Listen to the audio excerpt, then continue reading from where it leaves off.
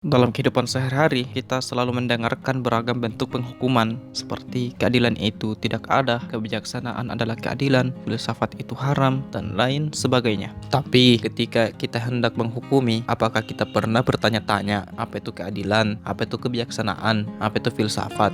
Kalau tidak, maka Anda sedang menonton video yang tepat untuk itu. Dalam menghukumi sesuatu, ada 4 hal yang harus ada dalam penghukuman kita. Pertama, objek penghukuman. Ketika Anda ingin menghukumi, tentu harus ada yang Anda hukumi, dan Anda harus tahu juga apa yang Anda hukumi. Misalnya, ketika Anda mengatakan filsafat itu haram, maka filsafat di sini menjadi objek penghukuman, dan Anda harus tahu filsafat itu apa sebelum melangkah ke bagian selanjutnya. Kedua, atribut penghukuman. Kita tarik lagi contoh yang tadi, filsafat itu haram.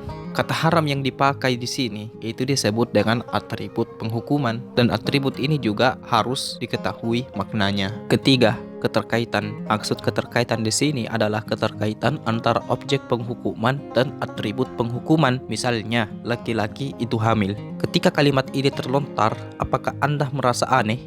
Jika iya, itu berarti akal Anda tidak menemukan keterkaitan antara laki-laki dan hamil itu. Makanya Anda menolak ungkapan itu sebagai ungkapan yang benar. Ini berarti ketika kita menghukumi harus ada konsep yang jelas antara objek dan atribut penghukuman itu. Setelah itu baru kita uji keterkaitannya. Seperti misalnya wanita itu hamil. Keterkaitan antara wanita dan hamil itu jelas.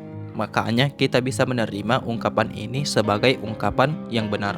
Keempat, pengiyaan. Dalam literatur bahasa Arab ini disebut dengan iz'an. Maksudnya, setelah kita mengetahui keterkaitan yang ada pada penghukuman kita, barulah akal kita bisa mengiyakan penghukuman itu. Setelah lewat tahap keempat ini, barulah penghukuman kita diterima.